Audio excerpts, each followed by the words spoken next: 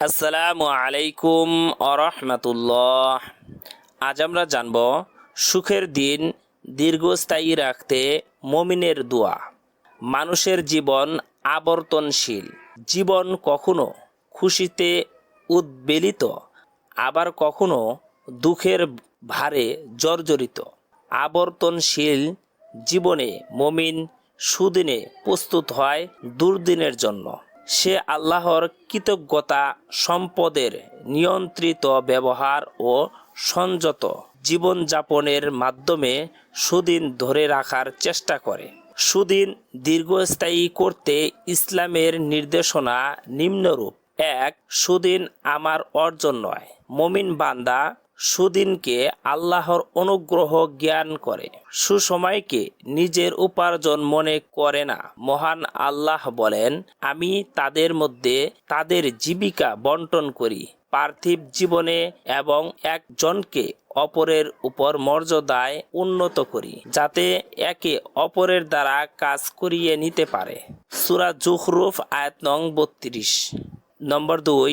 আল্লাহর প্রতি কৃতজ্ঞতা। যেহেতু মুমিন বিশ্বাস করে সুদিন আল্লাহর একান্ত অনুগ্রহ, তাই সে সর্বদা আল্লাহর প্রতি কৃতজ্ঞ থাকে। ব্যস্ত এর মাধ্যমে সে নিজের ভবিষ্যৎ সুরক্ষিত করে। এরশাদ হয়েছে, স্মরণ করো তোমাদের প্রতিপালক ঘোষণা করেন, তোমরা কৃতজ্ঞ হলে তোমাদেরকে অবশ্যই অধিক দেব, আর অকৃতজ্ঞ হলে অবশ্যই আমার শাস্তি হবে কঠোর। সূরা ইব্রাহিম আয়াত নং ৭। নম্বর ৩. সামর্থ্য অনুযায়ী জীবনযাপন।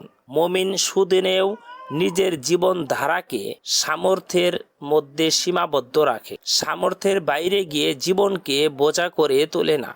তার জীবনে থাকে আল্লাহর অনুগ্রহের বহিঃপ্রকাশ। মহান আল্লাহ বলেন, তুমি তোমার প্রতিপালকের অনুগ্রহের কথা জানিয়ে দাও। সূরা দুহা আয়াত নং ১১। নম্বর ৪. সম্পদের সঠিক ব্যবহার। মুমিন সুদিনে অপচয় ও অপব্যয় পরিহার করে সম্পদ আগামীর জন্য সংরক্ষণ করে। কেননা আল্লাহর নির্দেশ হলো, তোমরা খাও ও পান করো, অপচয় করো না। সূরা আরাফ আয়াত নং ৩১। নম্বর ৫. সংযত জীবন। সুদিন মুমিনকে সংযত করে না, ফলে তার জীবন হয় বিনীত। কেননা সে আল্লাহর এই হুঁশিয়ারি ভুলে যায় না, কত জনপদকে আমি ধ্বংস করেছি, যার বাসিন্দারা নিজেদের ভোগ সম্পদের দম্ভ করত। এগুলোই তো তাদের ঘরবাড়ি, তাদের পর এগুলোতে লোকজন সামান্যই বসবাস করেছে। সূরা কাসাস আয়াত নং ৫৮। নম্বর ৬. ভালো কাজে জীবনের শ্রমবৃদ্ধি। মুমিন সুদিনে উদার মনে ভালো কাজে ব্যয় করে। কল্যাণের কাজে অর্থ ব্যয় সম্পদের প্রবৃদ্ধি নিশ্চিত করে। মহান আল্লাহ বলেন, কে সে যে আল্লাহকে কর্জে হাসানা প্রদান করবে, তিনি তার জন্য এটা বহু গুণে বৃদ্ধি করবেন।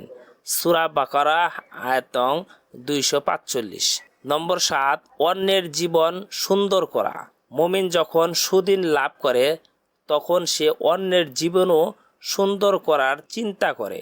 বিশেষত আপনজন ও প্রতিবেশীদের ভেতর যারা পিছিয়ে থাকে। পবিত্র কোরআনে এরশাদ হয়েছে, আত্মীয় স্বজনকে দেবে তার প্রাপ্য এবং অভাবগ্রস্ত ও মুসাফিরকেও এবং কিছুতেই অপব্যয় করো না। সূরা বনী ইসরাইল আয়াত নং ২৬। নম্বর ৮. সুদিনে সুরক্ষা নিশ্চিত করা।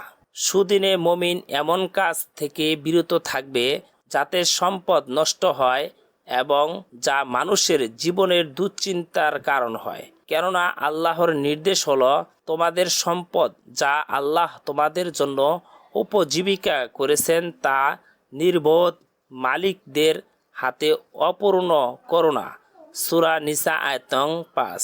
নম্বর ৯. সুদিন ধরে রাখতে দোয়া করা। মুমিন সুখ, স্বাচ্ছন্দ্য ও সচ্ছলতা ধরে রাখতে আল্লাহর কাছে দোয়া করে।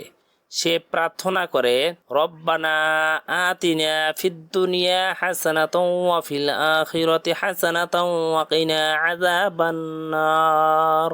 হে আমাদের প্রতিপালক, আমাদেরকে দুনিয়াতে কল্যাণ দাও এবং পরকালে কল্যাণ দাও। আমাদেরকে জাহান্নামের শাস্তি থেকে রক্ষা করো। সূরা বাকারা আয়াত নং 201। নম্বর 10, পরকালের পথে সংগ্রহ করা।